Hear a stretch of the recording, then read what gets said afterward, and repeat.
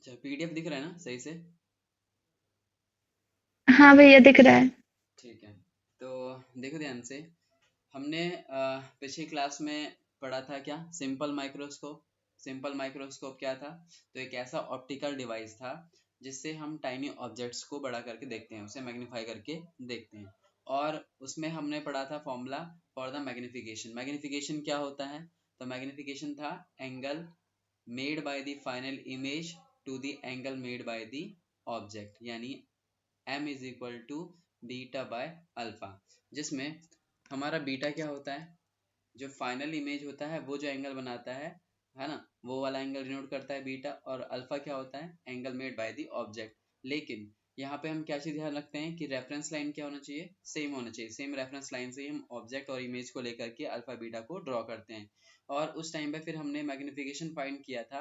Alpha beta की value find करने के बाद वो क्या आई थी? 1 - v/f, ये हमारा जनरल फॉर्म आया था।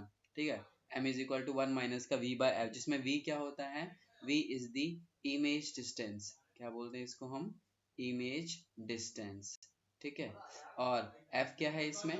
f is the focal length. f क्या है इसमें? Focal length. ठीक है। और अगर हमारे पास d क्या था इसमें? Least distance of vision. क्या बोलते हैं? Least distance of vision. अगर उसको डिनोट करता है तो इसमें हम d को माइनस का d लेते हैं, और वैल्यू अगर पुट करेंगे तो क्या आता है मैग्निफिकेशन हमारे पास?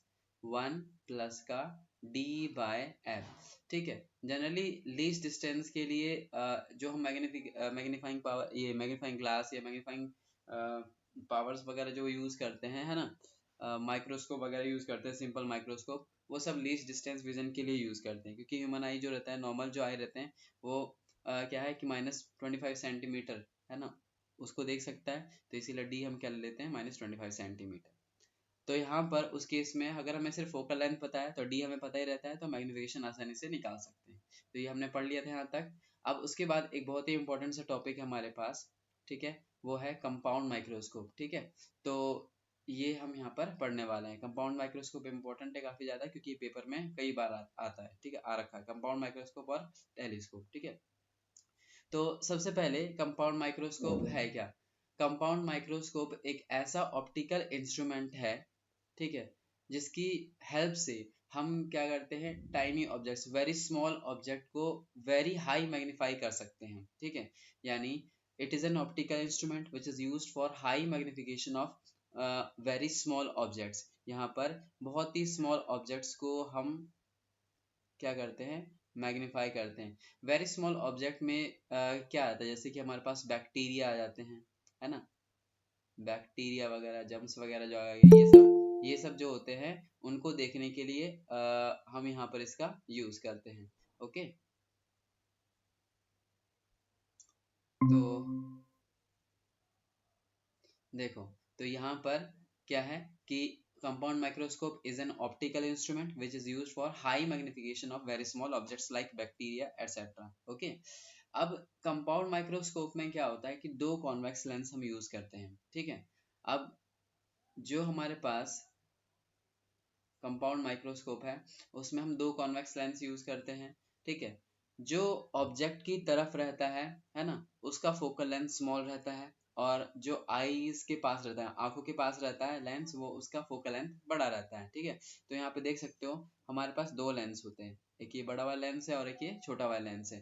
तो तुमने देखा होगा, अगर कभी माइक्रोस्कोप लैब में देखा होगा, तो जो आंखों के पास रहता है ना, वो बड़ा सा लेंस रहता है, और जो ऑब्जेक्ट के पास रहता है वो छोटा सा रहता है। ठीक है। यहाँ पर मैं तुम्हें दिखाता हूँ, जो कि हमारे लैब वगैरह में जो दिखता है,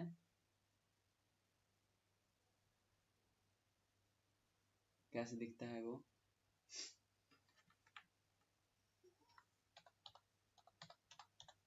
कंपाउंड माइक्रोस्कोप,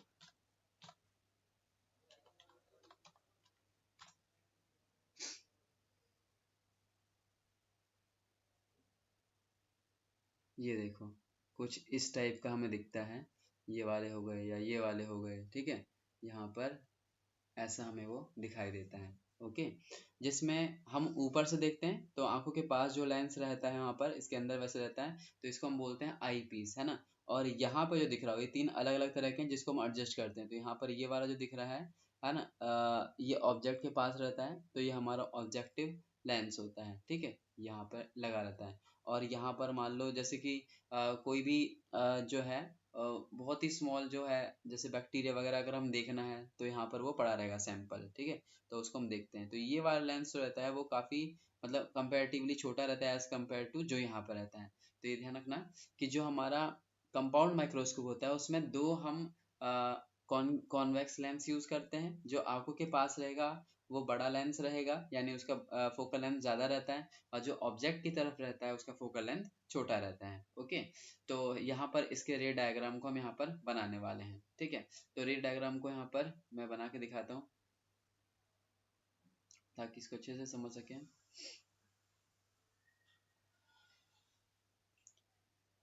देखो यहाँ पर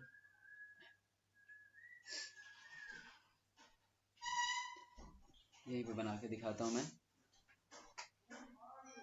सबसे पहले तो यहाँ पर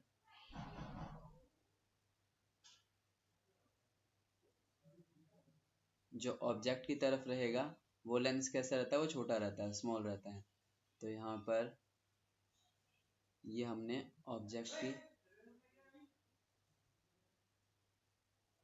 तरफ वाला लेंस बना दिया, ठीक है। और दूसरा जो लेंस रहेगा जो आंखों के पास रहेगा वो बड़ा लेंस रहता है, वो हम इधर बनाएंगे।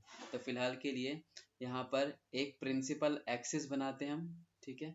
अब ये प्रिंसिपल एक्सिस कुछ इस तरह से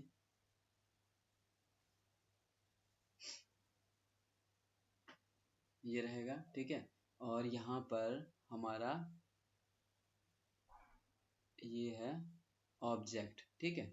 ये ऑब्जेक्ट है, कोई भी मान लेते हैं इसको हम ए बी, ठीक है। अब ये जो हमारा ऑब्जेक्ट है ना, तो इसकी हमें इमेज को बनाना है। कैसे बनाएंगे इमेज को, तो इसकी इमेज बनाने के लिए कम से कम हमें दो रेज तो पास करनी पड़ेंगी। अब दो रेज पास करेंगे कैसे, तो यहाँ पर ध्यान देना, हम एक पैरेलल रे पास करेंगे, है ना। अब ये जो हमारा कॉन्वेक्स लेंस है इसका फोकल लेंथ होगा यहाँ पर, और फोकल लेंथ यहाँ पर, ध्यान रखना फोकल लेंथ से पीछे रखा है हमने, है ना। तो इसकी इमेज इधर रियल बनेगी और इस तरह बनेगी। कैसे बनेगी, तो यहाँ पर सबसे पहले हम पास करेंगे एक, यहाँ पर रेज जो पास करने वाले हैं रे, वो इस तरह से ये एक पैरेलल रे पास करा। और पैरेलल रे कहाँ से होकर के जाएंगी, ये जाएगा फोकस से होकर, फोकस से। हाँ, तो ये इस तरह से फोकस से होकर के ऐसे चला जाएगा। और एक को हम पास करेंगे इसके ऑप्टिकल सेंटर से, तो ऑप्टिकल सेंटर से होके जाएगा, तो ये कैसे जाएगा, ये सीधे सीधे ऐसे होकर के जाएगा। और ये आगे जा करके क्या करेगा, यहीं पे कहीं पर इसको कट कर देगा, ठीक है। तो यहाँ पर हमने दो रेज को यहाँ पे पास करा ऐसे, और ये दोनों रेज जाकर के यहाँ पे मीट करते हैं, मिल गए, ठीक है। अब यहाँ पे मिले तो इन्होंने क्या बनाया, ये इमेज को बना दिया। तो ये यहाँ पर मैं इमेज को ऐसे बना लेता हूँ, ठीक है। ये बन गया, तो इसका नाम कैसे देंगे, देखो ए ऊपर है और बी नीचे है, तो ए यहाँ पर है तो इसको क्या नाम दे देंगे हम यहाँ पर ए डैश, और ये वाला क्या हो जाएगा यहाँ पर बी डैश, ये नाम दे दिया हमने।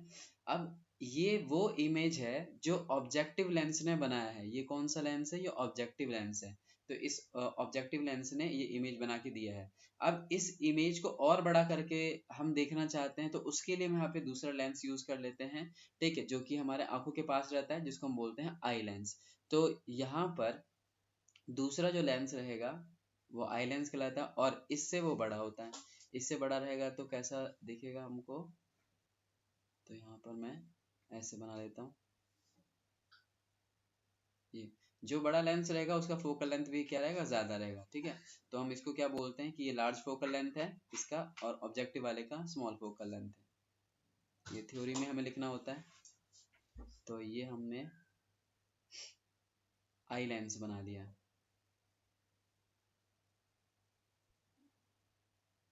ठीक है। तो यहाँ पर ये आई लेंस है तो इसको हम ई नाम दे सकते हैं। अब देखो इसका जो फोकस होगा वो कहाँ पर होगा, है ना।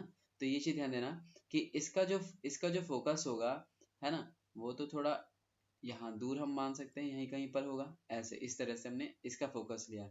इस वाले का जो फोकस था, ये वाला फोकस है एक, तो इसको मैं नाम दे देता हूँ यहाँ पर क्या, एफ ओ। एफ ओ क्यों बोला, क्योंकि focal length of objective lens है। लेकिन इस वाले का जो हमारे पास लेंस है, इस लेंस का फोकल लेंथ मान लेते हैं यहाँ पर है। ठीक है, इसको हमने क्या नाम दे रखा है, F E, focal length for eye lens. ये वाला कौन सा पॉइंट हो जाएगा, focal length for eye lens. ठीक है। अच्छा, अब एक चीज नोटिस करना, इस लेंस ने जो ये इमेज बना के दिया है, ये इमेज इस लेंस के फोकल लेंथ के अंदर है। अगर फोकल लेंथ के अंदर है तो इसका जो इमेज बनेगा वो वर्चुअल बनता है और इसी तरह बनेगा। ठीक है, वो कैसे, तो इसको हम बनाते हैं, कैसे बनाएंगे, तो देखो ध्यान से। अब फिर से हम यहाँ पर रेस को लेते हैं। कैसे रेस को हम पास करेंगे, तो सबसे पहले ये जो हमारे पास इमेज है जो इस लेंस ने बना के दिया है, अब ये वाला इमेज इस लेंस के लिए ऑब्जेक्ट का काम करेगा। तो इसको हम ऑब्जेक्ट के जैसे, इसको हम, ये जो हमारे पास इमेज है, ये इसके लिए क्या करेगा, ऑब्जेक्ट का काम करेगा। तो इसकी इमेज को हम बनाते हैं, कैसे बनाएंगे, तो ध्यान दो जरा।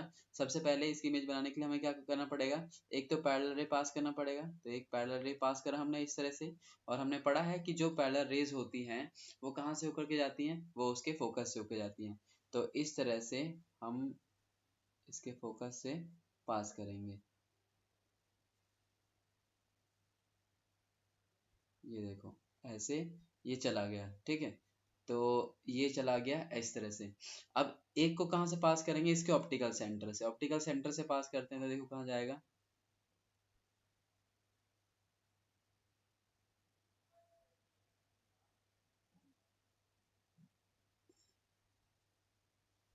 ये जाएगा कुछ इस तरह से।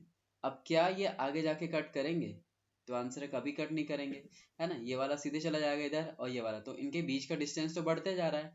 तो इधर तो कहीं कट नहीं करेंगे, तो हम क्या करेंगे, इनको पीछे की तरफ मिलाएंगे। तो इनको पीछे की तरफ अगर हम मिलाते हैं तो देखो कैसे बनेगा ये, तो इनको हम पीछे की तरफ ऐसे बढ़ाएंगे, तो ये हमें इमेज देगा कुछ इस तरह से।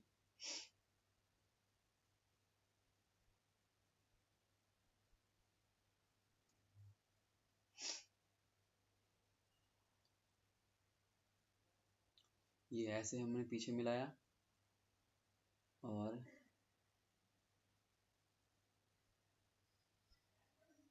ये ऐसे स्केल से बनाओगे तो बहुत ही क्लीन बनेगा, नीट एंड क्लीन, बढ़िया से। और यहाँ पर हमारा फाइनल इमेज तैयार हो जाएगा। ठीक है, ये बनेगा ऐसा। ठीक है, तो ये हमारा है फाइनल इमेज, यानी इस लेंस ने जो बनाया है। अब इसका नाम कैसे रखोगे, तो ये क्या था, ए डैश बी डैश था। तो ये ए डैश, इस वाले का क्या नाम रखेंगे हम, फिर ए डबल डैश रख देंगे। और इस वाले का क्या नाम रख देंगे हम, यहाँ पर बी डबल डैश रख देते हैं। ठीक है, अब यहाँ पर हमने मैग्निफिकेशन का फॉर्मूला पढ़ा था। ठीक है, तो ध्यान दो, मैग्निफिकेशन जो हमने पढ़ा था वो क्या था, मैग्निफिकेशन था m is equal to beta by alpha. M beta क्या था इसमें, फाइनल इमेज जो बनाता है एंगल, वो हमारा बीटा होता है। तो फाइनल इमेज कहाँ दिख रहा है, वो यहाँ पे दिख रहा है हमको। और अल्फा क्या होता है, जो ऑब्जेक्ट बनाता है, ऑब्जेक्ट कहाँ पर है, ये रहा। अब इन दोनों को ना एक ही लाइन पे लाएंगे हम, कैसे लेके आएंगे, तो हमने कहा था ना कि जब भी अल्फा बीटा हम ड्रॉ करते हैं तो सेम रेफरेंस लाइन होना चाहिए। तो इसीलिए, भैया एक बार फिर से बताना। ये समझ आया डायग्राम, यहाँ तक जो मैंने इमेज हाँ, बना। ये तो आ गया। हाँ देखो, जो हमारे पास अल्फा और बीटा लेना है, वो अल्फा बीटा के लिए सेम रेफरेंस लाइन होना चाहिए। सेम रेफरेंस लाइन का मतलब जो हमारा फाइनल इमेज है और जो हमारा ऑब्जेक्ट है वो एक ही लाइन पर होना चाहिए। अब हमारा फाइनल इमेज तो ये बना हुआ है ना, और ऑब्जेक्ट हमारा ये रहा।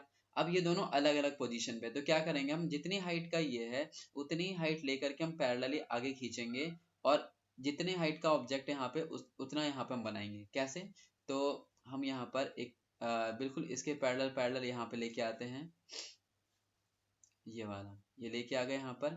अब देखो, इसको कोई नाम दे सकते हैं हम यहाँ पर, जैसे कि यहाँ पर ए बी, इसको सी नाम दे देते हैं, मान लेते हैं सी लेट कर लिया मैंने यहाँ पे। ये कुछ भी नाम दे सकते हो। तो ये जो हमारे पास सी और इसको हम नाम बी डैश पहले नाम दे रखा है, तो ये छोटा सा जो सी बी डैश दिख रहा है ना यहाँ सी और ये B dash B double dash, तो सी बी डबल डैश की हाइट कितनी है, ए बी के इक्वल है। तो इस ऑब्जेक्ट का प्रोजेक्शन हमने यहाँ पर ले लिया है, ठीक है, पैरेलल लाइन खींच करके। तो ये कह सकते हो कि हमारा ऑब्जेक्ट कहाँ पर है, ये रहा सी बी डबल डैश है, और हमारा इमेज कहाँ पर है final, A double dash B double dash है। तो फाइनल इमेज और ऑब्जेक्ट एक ही लाइन पे आ गए।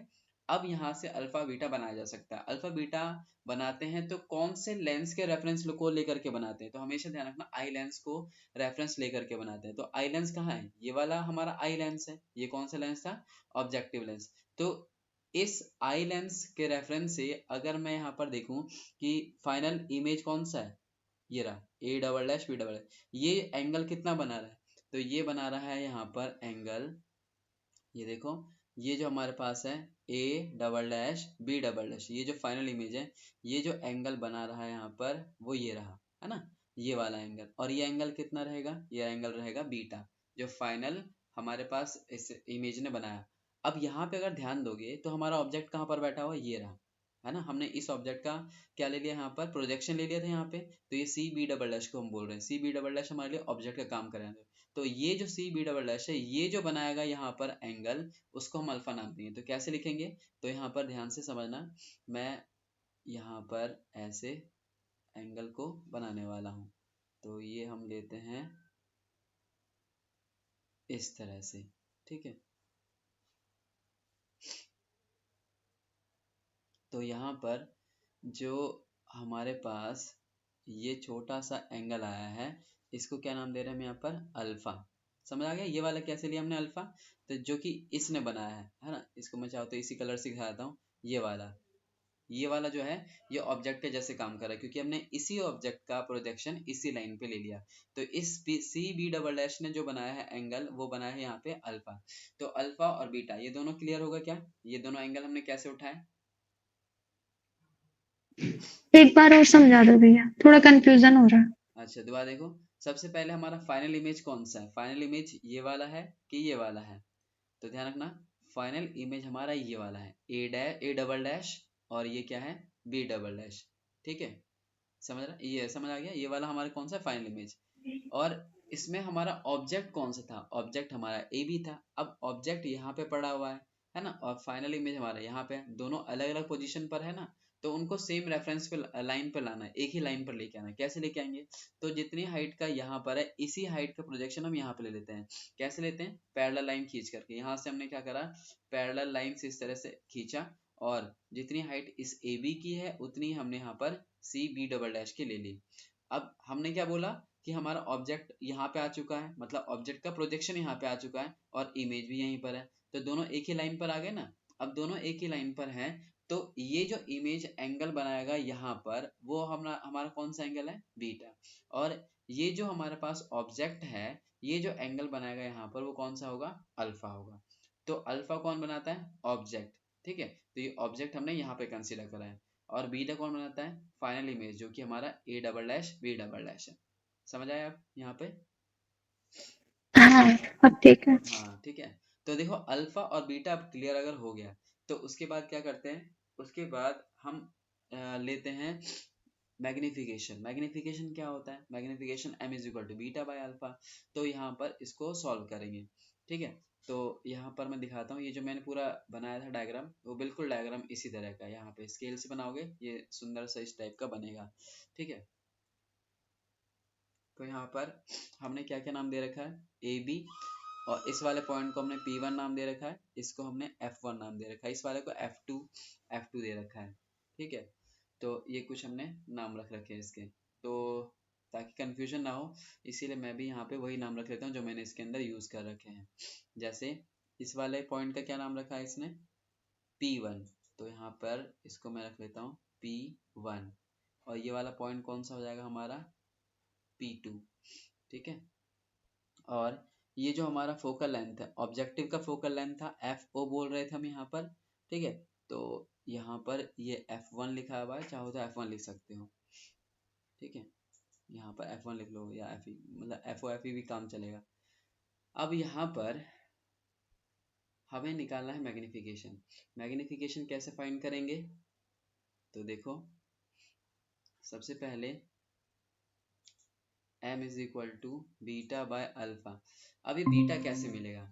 बीटा जो है वो किस ट्राइंगल से मिल सकता है? यहाँ पर देख सकते हो बीटा कहाँ पर है, ये रहा, ठीक है। तो ये ट्राइंगल कौन सा है? A double dash B double dash और ये कौन सा पॉइंट है? P2। ये दिख रहा है यहाँ पे, ये हमारा कौन सा है? P2। तो A double dash B double dash और P2 में टेन बीटा निकालेंगे।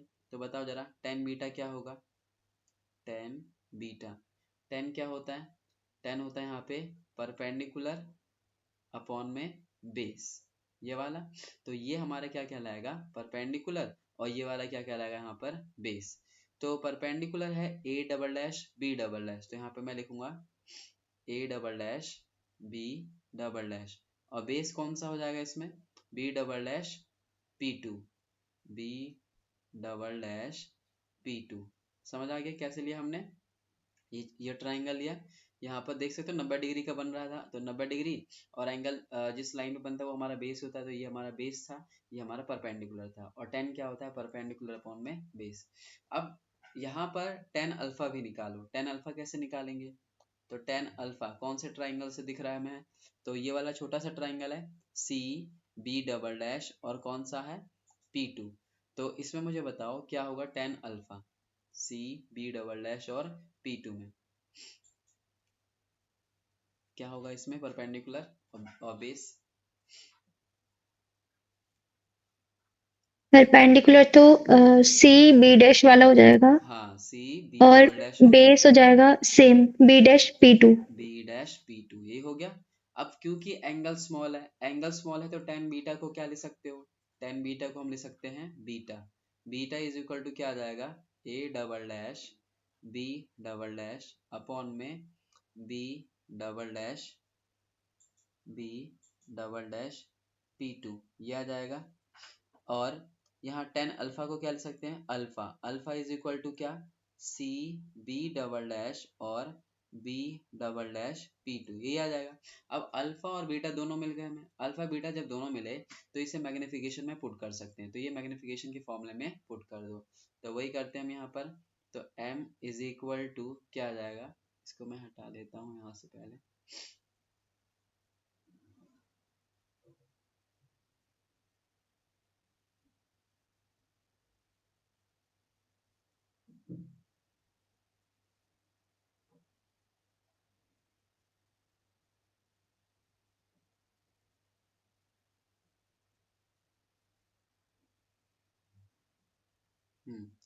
तो देखो अल्फा बीटा दोनों आ गए, तो मैग्निफिकेशन के फॉर्मूले में पुट कर देंगे हम, ठीक है।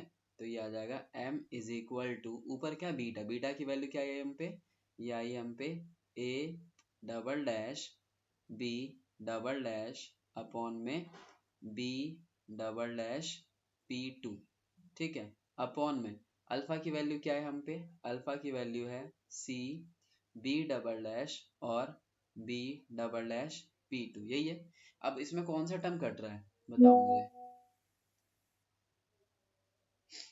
इसमें हमारे पास B double dash P2। P2। हाँ, तो ये वाला टर्म को मैं काट दूं, यहाँ से ये वाला कैंसिल हो जाएगा। हम्म। अब यहाँ पर बचा क्या? यहाँ पे बच गया हम पे a double dash b double dash और नीचे c b डबल डैश। अब ध्यान दोगे तो यहाँ पर a double dash b double dash है क्या? a double dash b double dash हमारा फाइनल इमेज है ना, फाइनल इमेज की हाइट है। और सी बी डैश क्या है? सी बी डैश ध्यान दोगे तो सी बी डैश ये तो हमारा ऑब्जेक्ट था, है ना। अब सी बी डबल डैश जो है वो ए बी के इक्वल है। तो यहाँ पर क्योंकि सी बी डबल डैश जो है वो ए बी के इक्वल है, तो मैं जहाँ पे सी बी डबल डैश लिखा हुआ है ना वहां पे क्या रख सकता हूँ? ए बी रख सकता हूँ। तो इसकी जगह क्या रख दोगे? ए बी रख दोगे। तो यहाँ पे हम रख लेते हैं। तो ये आ जाएगा magnification m is equal to ऊपर क्या है? a double dash b double dash और नीचे सी बी डबल डैश की जगह क्या रख देंगे हम? A B. तो यहाँ पे हमने रख दिया ए बी, ओके। तो ये हमारे पास ये आ गया A double dash B double dash और ए बी। अब यहाँ पर एक थोड़ा सा जो इम्पोर्टेंट काम है वो यहाँ पे करना है। यहाँ तक कोई दिक्कत तो नहीं? मैग्निफिकेशन यहाँ पे समझ आ गया? हाँ भैया।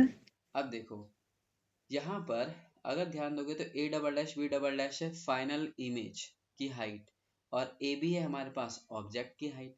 अब इसी में ही हम क्या करेंगे, हम मल्टीप्लाई करते हैं ए डैश बी डैश ऊपर, और नीचे भी करते हैं यहाँ पर ए डैश बी डैश नीचे मल्टीप्लाई। ऐसा क्यों किया हमने? ऐसा इसलिए किया हमने क्योंकि हमारे पास ये वाली वैल्यू जो है, ध्यान दोगे, ये वाली वैल्यू जो है और ये वाली वैल्यू जो है ये मैग्निफिकेशन दे रहे हैं। वो कैसे? तो ध्यान देना, magnification m is equal to, अब ये a double dash B double dash है क्या, तो a double dash B double dash हमारा फाइनल इमेज है, और a डैश बी डैश क्या है, a डैश बी डैश ये वाला हमारे पास है। अब इस लेंस की अगर बात करें, ये कौन सा लेंस है, आई लेंस है। आई लेंस के लिए ये वाला इमेज किसके जैसे काम कर रहा था, ऑब्जेक्ट के जैसे काम कर रहा था, और ये किसके जैसे काम कर रहा था, इमेज के। तो यानी कि अगर मैं इस लेंस की बात करूं तो यहाँ पर a double dash B double dash क्या है, इमेज की हाइट, और a डैश बी डैश क्या है, ऑब्जेक्ट की हाइट। तो हमने पढ़ा था मैग्निफिकेशन का ही यही फॉर्मूला था, क्या कि ऊपर क्या रहता है, हाइट ऑफ द इमेज, और नीचे क्या रहता है, हाइट ऑफ द ऑब्जेक्ट। तो इसका मतलब यहाँ पर a double dash B double dash और अपॉन में a डैश बी डैश क्या है, ये मैग्निफिकेशन है। मैग्निफिकेशन किस लेंस के लिए, मैग्निफिकेशन आई लेंस के लिए। तो इन दोनों की जगह पर हम क्या ले सकते हैं, हम ले सकते हैं एम ई। एम ई क्यों? क्योंकि ये जो हमारा एम ई है वो है मैग्निफिकेशन फॉर आई लेंस, जो कि किसको डिनोट कर रहा है, A double dash B double dash upon में ए डैश बी डैश को। तो देख सकते हो A double dash B double dash क्या था, फाइनल इमेज जो इस लेंस के लिए, और ए डैश बी डैश क्या था, ऑब्जेक्ट इस लेंस के लिए। तो height of the image upon में हाइट ऑफ द ऑब्जेक्ट क्या होता है, वो होता है मैग्निफिकेशन। और किसके लिए मैग्निफिकेशन, आई लेंस के लिए। तो एम इज इक्वल टू क्या आ जाएगा, A double dash B double dash upon में ए डैश बी डैश। तो यहाँ पर इन दोनों की जगह हमने क्या लिख दिया, एम ई, और इनटू में, अब ये क्या चीज है, यहाँ पे ध्यान दोगे तो ए डैश बी डैश क्या है, ए डैश बी डैश इमेज है, किसके लिए, इस लेंस के लिए। और अपॉन में ए बी क्या है, ए बी है ऑब्जेक्ट की हाइट। तो ध्यान देना, इमेज की हाइट अपॉन में ऑब्जेक्ट की हाइट, किस लेंस की बात हो रही है, इस वाले लेंस की बात हो रही है, और इस लेंस का नाम क्या है, ऑब्जेक्टिव लेंस। तो इसका मतलब ये भी मैग्निफिकेशन दे रहा है, ए डैश बी डैश अपॉन में ए बी, है ना। तो यहाँ पर A dash B dash upon में ए बी, ये भी मैग्निफिकेशन है, लेकिन किस लेंस का, ऑब्जेक्टिव लेंस का। तो जहां पर भी ए डैश बी डैश अपॉन में ए बी, वहां पर हम क्या लिख सकते हैं, एमओ। तो इसका मतलब ये जो वैल्यू है, ये दोनों, ये क्या बना रहे हैं यहाँ पर, ये बना रहे हैं एमओ। तो ये हमारे पास एक इंपॉर्टेंट इक्वेशन आ गया, क्या कि टोटल जो मैग्निफिकेशन होगा इस कंपाउंड माइक्रोस्कोप का, वो प्रोडक्ट होता है magnification for eye lens into में मैग्निफिकेशन ऑफ ऑब्जेक्टिव लेंस। तो ध्यान दो, मैग्निफिकेशन ऑफ कंपाउंड माइक्रोस्कोप क्या हुआ, product of magnification of objective lens and product of magnification of eye lens. तो यहाँ तक समझ आया, कोई दिक्कत तो नहीं, हाँ भैया, समझ आ गया। है ना। तो यहाँ पर ये भी काफी इंपॉर्टेंट है, कई बार बीच बीच में से न्यूमेरिकल अगर बनाते हैं तो वो यहाँ से भी पूछ लेते हैं, तो ये खास हमारे पास पॉइंट आ गया। अब थोड़ा सा और आगे बढ़ते हैं, ठीक है। तो यहाँ पर m is equal to M E into में एम ओ, ये आ गया। तो यहाँ पर देखो वही हमने सारा कुछ कर रखा है, बीटा की वैल्यू निकाली, अल्फा की वैल्यू निकाली, अल्फा बीटा हमने अपॉन में पुट करा, C B double dash A B के इक्वल आ गया, और काटने के बाद हमें ये रिलेशन मिल गया, ठीक है। ये हमारा इक्वेशन बन गया। अब इस इक्वेशन के बाद हम बात करेंगे यहाँ पर जो हमारा क्या नाम है, एम ओ और एम ई है, उनकी वैल्यू को निकालेंगे, ठीक है। तो उसको यहाँ पर समझते हैं।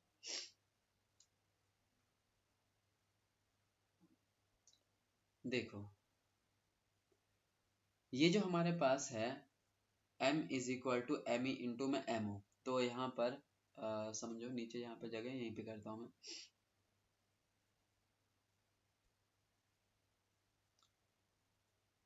हमने जो इक्वेशन फाइंड करा वो था m is equal to M E into में एम ओ। अब क्या करना है इसमें हमें ना इन दोनों की वैल्यू को निकालनी है, किसके टर्म में, ऑब्जेक्ट डिस्टेंस के टर्म में, इमेज डिस्टेंस के टर्म में, या फोकल लेंथ के टर्म में, उनके टर्म में हम लेके आएंगे। कैसे लेके आएंगे, तो ध्यान देना, सबसे पहले एमई क्या है इसमें, एमई है मैग्निफिकेशन फॉर आई लेंस। अब मैग्निफिकेशन फॉर आई लेंस हम पहले ही फाइंड कर चुके हैं, कहाँ पे फाइंड किया था, तो ध्यान होगा जो सिंपल माइक्रोस्कोप किया था हमने उसमें मैग्निफिकेशन का हमने फॉर्मूला निकाला था। अब क्वेश्चन आता है वही क्यों यूज कर रहे हैं, वो इसलिए यूज कर रहे हैं क्योंकि क्योंकि जो हमारे पास ये वाला आई लेंस है, इस आई लेंस के यहाँ पे इधर हमारे पास क्या होती है, आईज होती हैं जो कि उस ऑब्जेक्ट को यहाँ पर देख रही है। तो आंखों के पास जो रहेगा लेंस उसको क्या बोलते हैं, आई लेंस। तो ये बिल्कुल वैसे ही काम कर रहा है जैसे सिंपल माइक्रोस्कोप काम कर रहा था कि हमारे पास मान लो ये ऑब्जेक्ट पड़ा है और इस ऑब्जेक्ट को ये देखने का काम कर रहा है, तो इसकी बड़ी बड़ी सी इमेज दे रहा है। तो यहाँ पर मैग्निफिकेशन का हम वही फॉर्मूला यूज कर सकते हैं जो हमने सिंपल माइक्रोस्कोप में यूज किया था, सेम वही कॉन्सेप्ट पे यहाँ पे काम कर रहा है। तो इसका मतलब क्या है कि हमें अलग से कोई मैग्निफिकेशन डिराइव करने की जरूरत नहीं पड़ेगी इसकी, हम डायरेक्ट वही वाला फॉर्मूला यहाँ पर यूज कर लेंगे। ठीक है, तो देखो जरा, ये जो हमारे पास लेंस है एम, जिसको हम आई लेंस बोल रहे हैं, इसका मैग्निफिकेशन एम ई कैसे मिलेगा, तो मैग्निफिकेशन फॉर आई लेंस ये हमें मिल जाएगा 1 माइनस में v बाय एफ। याद है ये हमने फॉर्मूला डिराइव करा था मैग्निफिकेशन का, 1 माइनस में v बाय एफ, जिसमें v क्या था, जनरल फॉर्मूला जो हमने डिराइव किया था ना, लीस्ट डिस्टेंस के टर्म में नहीं बात कर रहे क्योंकि हमें जनरल फॉर्मूला चाहिए यहाँ पे। तो जनरल फॉर्मूला क्या था, 1 माइनस का v बाय एफ, जिसमें v क्या होता है, v होता है हमारा इमेज डिस्टेंस और f क्या होता है, फोकल लेंथ। और क्योंकि ये आई लेंस की बात हो रही है तो एक छोटा सा इसमें e लगा लेते हैं, यहाँ पे क्या लगा लेंगे e, और यहाँ पे भी क्या लगा लेंगे e। ये इसका क्या मतलब है कि V E is the image distance for eye lens, F E क्या है, focal length for the eye lens. तो हमें एम ई की वैल्यू तो मिल गई, अब एम ई की वैल्यू मिल गई तो एम ओ की वैल्यू भी निकालो। अब एम ओ की वैल्यू कैसे निकालेंगे इसको ध्यान दो। एम ओ क्या है, एम ओ है मैग्निफिकेशन फॉर ऑब्जेक्टिव लेंस। अब ये जो हमारे पास एम ओ है इसकी वैल्यू कैसे निकालेंगे, इसकी वैल्यू हम निकालेंगे ट्राइंगल की हेल्प से। ठीक है, यहाँ पर सिमिलर ट्राइंगल का कॉन्सेप्ट यूज करेंगे, किसके लिए, हम यूज करेंगे ऑब्जेक्टिव लेंस के लिए। अब ये जो हमारा ऑब्जेक्टिव लेंस है, देखो इसका मैग्निफिकेशन निकाल चुके हो तुम, है ना, m is equal to 1 minus का वी ई अपॉन में एफ ई। इसका मैग्निफिकेशन कैसे निकालेंगे, तो इसके लिए हमें ट्राइंगल लेना पड़ेगा। कौन से ट्राइंगल, वो ट्राइंगल जो सिमिलर है यहाँ पर, और कहीं ना कहीं हमें क्या करेंगे, रिलेशन देंगे ऑब्जेक्ट डिस्टेंस, इमेज डिस्टेंस या फोकल लेंथ के बीच में। कैसे फाइंड करोगे, तो यहाँ पर इस लेंस से रिलेटेड कौन से दो ट्राइंगल्स दिख रहे हैं जो सिमिलर हैं, तो यहाँ पर दिख रहा होगा ए बी पी वन, एक तो ये वाला है, और एक है यहाँ पर A dash B dash P one. दिख रहा है यहाँ पे, ये वाला ट्राइंगल एक तो बन रहा है हमारे पास, और एक ट्राइंगल ये वाला बन रहा है हमारे पास। ठीक है, ये वाला ट्राइंगल बन रहा है। तो ये दो ट्राइंगल हमारे पास क्या है, ये दो ट्राइंगल्स हमारे पास सिमिलर हैं। कैसे सिमिलर है, मैं यहाँ पे समझा देता हूँ। ट्राइंगल कौन सा मैंने बोला, ए डैश बी डैश और एक ये पी वन। तो यहाँ लिख लेता हूँ मैं ए डैश बी डैश और ये पी वन। किसके सिमिलर है, triangle A B P one के, triangle A B P one के। कैसे सिमिलर हुआ, तो ध्यान देना जरा, ये वाला एंगल जो है वो इस एंगल के इक्वल हो जाएगा, क्यों, वर्टिकल अपोजिट एंगल हो जाएंगे। ये वाला 90 का एंगल है, यहाँ पर देखो ये वाला भी 90 का एंगल है, तो ये क्या हो गए, दो एंगल बराबर तो तीसरा ऑटोमेटिकली बराबर। तो इसका मतलब ये ट्राइंगल इस ट्राइंगल के सिमिलर हो गया। ठीक है, कोई दिक्कत तो नहीं इसमें, ट्राइंगल समझ आ गया। हाँ भैया। अब यहाँ पर जो ये ट्राइंगल्स हैं इसमें हमें क्या क्या चाहिए, इसमें हमें चाहिए यहाँ पर ये बी डैश पी वन, एक तो ये ले लेते हैं, ए डैश बी वन पहले लेता हूँ मैं, कहाँ गया, ए डैश बी डैश, ये ए डैश बी डैश ये ले लिया। तो ए डैश बी डैश के अपॉन में क्या आ जाएगा, ए बी, यहाँ पर A dash B dash upon में ए बी, तो अपॉन में ए बी ये लिखा हमने, इज इक्वल टू, अब यहाँ से यहाँ तक का डिस्टेंस, यहाँ से यहाँ तक, तो ये क्या है हम पे, बी डैश पी वन, क्या है ये, बी डैश पी वन। तो बी डैश पी वन ये लिखा हमने, B dash P one upon में क्या आ जाएगा यहाँ पे, B P one, B P one. ठीक है, अब ध्यान दोगे तो ए डैश बी डैश है क्या, ए डैश बी डैश हमारा इमेज है किसके लिए? इस लेंस के लिए। तो ये क्या है? इमेज की हाइट है। ए बी क्या है? ए बी है ऑब्जेक्ट की हाइट। तो इमेज की हाइट अपॉन में ऑब्जेक्ट की हाइट क्या था? तो ये तो हमारा मैग्निफिकेशन था। तो ये वाली वैल्यू क्या दे रहा है? ये वाली वैल्यू दे रहा है हमारा मैग्निफिकेशन। ठीक है, ये दे रहा है हमारे पास। और यहाँ पर ध्यान दोगे तो ए डैश बी डैश, मैं इसको यहाँ पर थोड़ा सा क्लियर ऐसे करके दिखाता हूँ।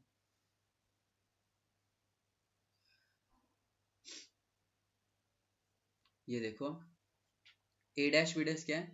इमेज की हाइट। लेकिन इमेज की हाइट प्लस में लेंगे कि माइनस में लेंगे, ये बताओ। ए डैश बी डैश प्लस का लोगे माइनस का लोगे? माइनस का। माइनस का, क्योंकि नीचे है वो प्रिंसिपल एक्सिस है। तो माइनस का एच डैश, ये लिखा हमने। ए बी क्या है? ए बी हाइट क्या लेंगे इसके हम?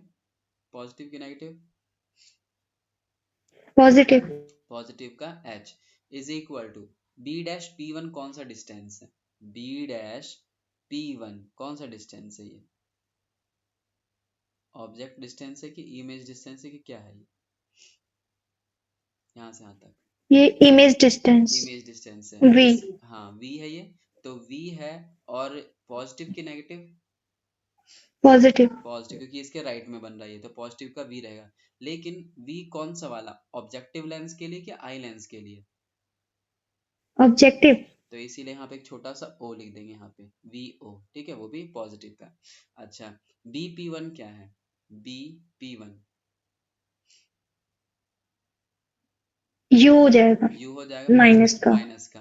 तो माइनस का यू, और किसके लिए है ये? ऑब्जेक्टिव लेंस के लिए। तो ऑब्जेक्टिव लेंस के लिए तो क्या लगा लेंगे इसमें? एक छोटा सा। यू ओ लगा देंगे। हाँ। अब ये माइनस जो है, ये माइनस जो है इसको कैंसिल कर सकता है ना? इधर का माइनस इधर का माइनस को कैंसिल कर सकते हैं हम। तो ये माइनस से माइनस को हम काट लेते हैं। ठीक है, तो ये देखा जाए तो क्या बना? ये बना H dash upon match. H dash upon match क्या होता है? यही तो मैग्निफिकेशन होता है। तो यहाँ पर हमें magnification m is equal to क्या मिला? ये मिला वी नॉट अपॉन में यू नॉट। ठीक है, अब क्योंकि हमारा ऑब्जेक्ट इधर भी बन सकता है, कई केस में इधर भी बन सकता है, तो इसीलिए इसके लिए हम एक मॉड ले लेते हैं, साइन। ठीक है, तो ध्यान दो, वी नॉट अपॉन में यू नॉट आ गया। तो ये किसके लिए मैग्निफिकेशन है? ये हमारा ऑब्जेक्टिव लेंस के लिए। तो हमने एम ओ की वैल्यू भी निकाल ली, हमें एम ई की वैल्यू भी पता चल गई, दोनों की वैल्यू पता चल गई। एम ओ की वैल्यू क्या है? वी नॉट अपॉन में यू नॉट। तो बस इनकी वैल्यूज को उठा के उसके अंदर हम पुट कर लेंगे। तो हमारे पास जो एक्सप्रेशन आया है उसको यहाँ पे हम पुट करने वाले हैं। तो देखो, एम ओ की वैल्यू कितनी निकाली हमने? एम ओ की वैल्यू हमने निकाली है वी नॉट अपॉन में यू नॉट। मॉड क्यों लगाते हैं? क्योंकि यू हमारा पॉजिटिव नेगेटिव कुछ भी हो सकता है, इसलिए हम मॉड ले रहे हैं यहाँ पे। और एम ई की वैल्यू हम पहले निकाल चुके हैं, ये रही। तो इन दोनों वैल्यू को इसमें पुट कर दो और यही हमारा फाइनल एक्सप्रेशन आ गया। तो एम ई की जगह पे क्या रख लेंगे हम? वन माइनस का वी ई अपॉन में एफ ई, ये आ गया। और एम ओ की जगह क्या रखेंगे? वी नॉट अपॉन में यू नॉट। तो ये आ जाएगा हम पे वी नॉट अपॉन में यू नॉट। ठीक है, तो यही हमारा फाइनल एक्सप्रेशन आ गया। किसके लिए? Magnification for the compound microscope, जिसमें वी नॉट यू नॉट क्या है ये, तो यहाँ पर मेंशन कर लेते हैं। यू नॉट है हमारे पास ऑब्जेक्ट डिस्टेंस। ऑब्जेक्ट डिस्टेंस किसके लिए? फॉर ऑब्जेक्टिव लेंस, क्योंकि जहां पर ओ लगा वो मतलब ऑब्जेक्टिव लेंस है। For objective lens. ठीक है, यू नॉट हो गया। वी नॉट क्या हो जाएगा इसमें? वी नॉट हो जाएगा इमेज डिस्टेंस। क्या हो जाएगा ये? Image distance for objective lens. For objective lens. ठीक है, अच्छा वीई क्या है इसमें? वीई वी हो जाएगा हमारा image image distance distance for eye lens. Eye lens. बिल्कुल, image distance for eye lens. For eye lens. और एफ ई क्या हो जाएगा? एफ ई हो जाएगा focal length. Focal length for eye lens. For eye lens. ठीक है, तो ये हमारा फाइनल एक्सप्रेशन आता है कंपाउंड माइक्रोस्कोप का, जो कि तुम्हें ध्यान रखना है।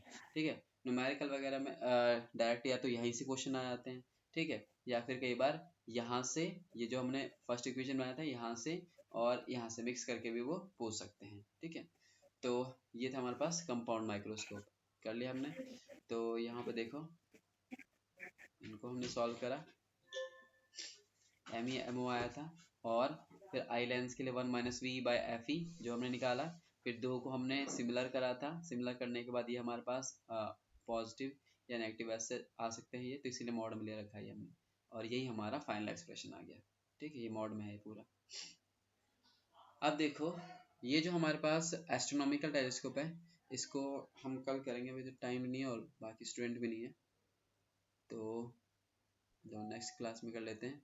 और एक न्यूमेरिकल मैं सेंड कर देता हूँ। ठीक है, एक न्यूमेरिकल जो इसके ऊपर ही बेस्ड रहेगा।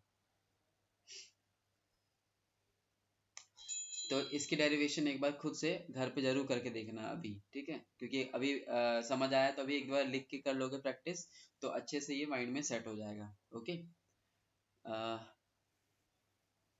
तो यहाँ पर अच्छा ध्यान रखना, यहाँ पे ना माइनस क्यों ले रखा है, क्योंकि ना यहाँ पर इसने ए डैश बी डैश और ए बी की वो नहीं ले रखा था, तो इसे करेक्ट कर लेना इसके अंदर। यहाँ थोड़ा सा यहाँ पे माइनस लिख रखा है, क्योंकि उन्होंने ए डैश बी डैश की वैल्यू आप शायद नहीं लिखी होगी इस वजह से। तो यहाँ पे माइनस का एच डैश आएगा और ये एच आएगा, और यहाँ पर हमने जब पढ़ा था अभी माइनस का वी नॉट और यू नॉट आया था ना, माइनस माइनस काटा था हमने, तब यहाँ पे प्लस का आया था। तो यहाँ पे इसने लिखा नहीं है, तो इसे करेक्ट कर लेना है प्लस में, और बाकी मॉड में रखेंगे, क्योंकि बाद में हमारा इमेज इधर या इधर भी बन सकता है ना ऑब्जेक्ट को, तो इसीलिए इसमें मॉड लगा के रखते हैं। तो वही हमारा फाइनल एक्सप्रेशन आया था। तो यहाँ पे प्लस का आएगा मॉड में, प्लस का मॉड में है ये। ठीक है, तो ये फॉर्मूला याद करो और फटाफट सुनाओ मेरे को अभी। ठीक है, ठीक है भैया।